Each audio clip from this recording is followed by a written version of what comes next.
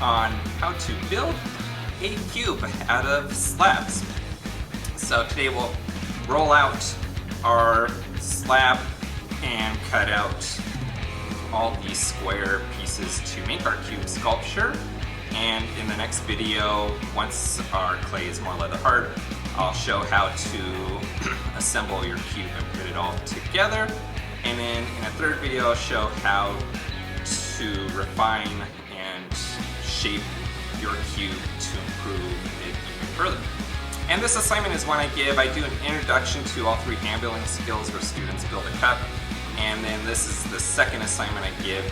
And it allows students to really start learning what leather hard clay is versus plastic clay that's really soft. And then there's a chance for them to start to learn how to work with slabs. We do a lot of slab building in my class. And so then they start learning when can I start to assemble my assignments and when can I have to, or when do I have to wait in order to not have my piece fall apart or sag or slump on me as I'm working on it. And so they start to develop more of those skills with this assignment. And then the artist, I always like to give an artist. Our exemplar artist is Stephanie Galley, and her website will be linked below there in the description of this video. Alright, let's get to work. Okay, to get started, we need to take our clay, roll it out on the slab roller. Before we do that, we just need to prep a little bit. So knowing that I'm cutting out squared pieces for my cube, I'm going to kind of prep my clay a little bit. It needs to be a little bit thinner. It's a little bit too thick still to be able to throw it through the slab roller. So we want to make this kind of in the shape of what you're going for. So since I'm just cutting out squared pieces, I'm going to try to go for a squared rectangular shape. An easy way to kind of stretch out a large piece of clay like this is to just kind of, if you throw it on the table, and you want to do this on a non-porous surface, that momentum as you're throwing the clay kind of catches on the table and it stretches the clay out. So it's a really good way to evenly stretch out a slab. So I just will do that in different directions, trying to keep it as even as possible in terms of the overall shape. So that's pretty good there. And then I just will pick what side do I want it to go into the slab roller, and I just kind of will thin that down. That makes it a little bit easier, I've noticed, at least in our slab roller, for it to be fed through when you have a little bit of a thinner side. And so let's take this over to our slab roller. Okay, we're at our slab roller. I use this Shimpo slab roller. It's just a little tabletop one. It works pretty well, I like it. You just lift up one of those canvases, find the side we thinned out. And I like for this sculpture the slab to be a little bit thicker, so I think I'm going to set it to just over 1/4 of an inch. And that gives you some room for future steps of refining your cube in case you don't get everything perfectly squared. So just roll this through.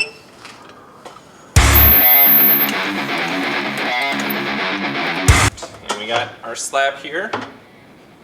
And we'll take that back to our work table. Always support your slab with 2 hands to try to keep it from cracking.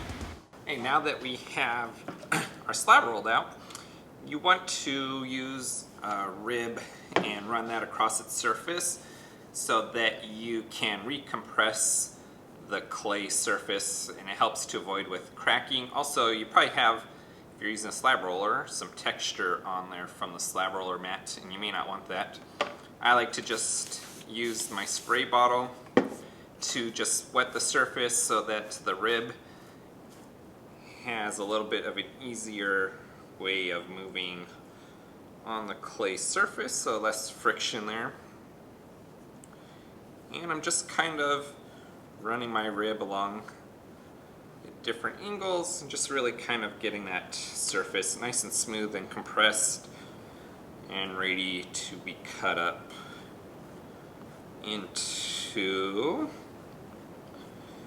square shapes. Let's flip that. You always want to do both sides because both sides will have that canvas, and you also want to compress both sides as well. So I find this to be a pretty important step in working with slabs. All right, our slab is all ready. I have this 10 centimeter squared cutter that's used for baking probably square cookies or something. Actually, there's metal ones, and I like the metal ones better, but this is kind of what I bought and it works. And so I just will cut straight down.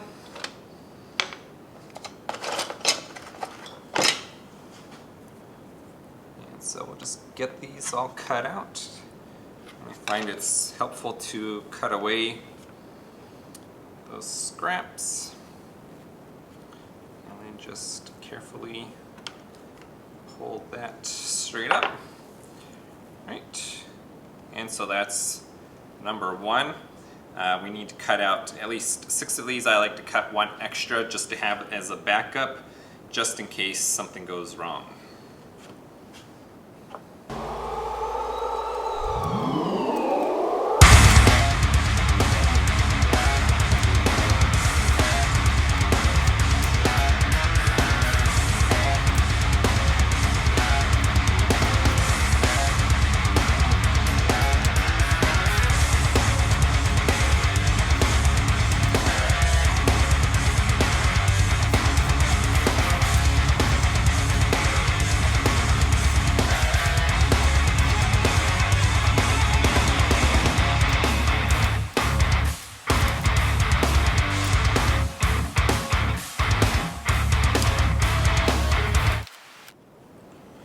Okay, so we have all of our squares cut out.